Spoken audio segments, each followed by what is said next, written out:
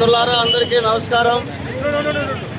నా పేరు సాంబశివ, ఏఐటీయూసీ అన్నమయ్య జిల్లా ప్రధాన కార్యదర్శి. ఈరోజు భారతదేశ వ్యాప్తంగా కేంద్ర కార్మిక సంఘాలు, వ్యవసాయ కార్మిక సంఘాలు, రైతు సంఘాల ఆధ్వర్యంలో కార్మిక, రైతాంగ, వ్యవసాయ కూలీల ప్రజా సమస్యల పరిష్కారం కోసం భారతదేశ వ్యాప్తంగా సార్వత్రిక సమ్మె నిర్వహిస్తూ ఉన్నారు. అందులో భాగంగా ఈరోజు పుంగనూరు పట్టణంలో ఏఐటీయూసీ, సిఐటియు, ఐఎఫ్టియు సంఘాల ఆధ్వర్యంలో ఈ నిరసన ర్యాలీ చేపడతా ఉన్నాం. ప్రధానంగా పూర్వ కార్మిక వర్గం అంతా కూడా పోరాటాలు, త్యాగాలు, బలిదానాలతో సాధించుకున్న 44 చట్టాలంతా కూడా కేంద్రంలోని భారతీయ జనతా పార్టీ అధికారంలోకి వచ్చిన తర్వాత రద్దు చేయడం జరిగింది. 29 చట్టాల స్థానంలో 4 లేబర్ కోడ్స్ అని చెప్పి నవంబర్ 2021 తేదీన ప్రారంభించడం జరిగింది. ఆ లేబర్ కోడ్లు అమలైతే కార్మిక హక్కులన్నీ కూడా కాలరాయబడతాయి.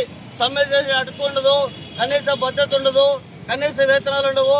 మొత్తం అంతా కూడా కార్మిక సంపద అంతా కూడా కార్పొరేట్ అనుకూలంగా ఈ లేబర్ కోడ్స్ ఉన్నాయి. కాబట్టి తక్షణమే 4 లేబర్ కోడ్లు రద్దు చేయాలని ప్రధానంగా డిమాండ్ చేస్తా ఉన్నాం. ఒకవైపున సుప్రీంకోర్టే డైరెక్షన్ చేసింది, ఈ భారతదేశంలో ఒక కుటుంబం జీవించాలంటే కనీస వేతనం 26,000 కావాలని చెప్పి. కాబట్టి 26,000 కనీస వేతనం అమలు చేయాలని చెప్పి అడుగుతా ఉన్నాం. 2023 సంవత్సరంలో మొత్తం అంగన్వాడీలంతా ఐక్యంగా ఏఐటీయూసీ, సిఐటియు, ఐఎఫ్టియు ఉమ్మడిగా మొత్తం 42 రోజుల పాటు సమ్మె చేస్తే సమ్మె సందర్భంగా విరమించి కూటమి ప్రభుత్వం అధికారంలోకి వస్తే మీ హామీలన్నీ పరిష్కారం చేస్తామని చెప్పడం జరిగింది. టెంట్ల దగ్గరకు వచ్చి ఈరోజు కూటమి ప్రభుత్వం వచ్చి దాదాపు 2 సంవత్సరాలు అవుతా ఉంది. ఎక్కడున్నారని చెప్పి అడుగుతా ఉన్నాం. ఎవరి కోసం మంత్రివర్గ సమావేశాలని చెప్పి అడుగుతా ఉన్నాం. ఎవరి కోసం అసెంబ్లీ సమావేశాలని చెప్పి అడుగుతా ఉన్నాం.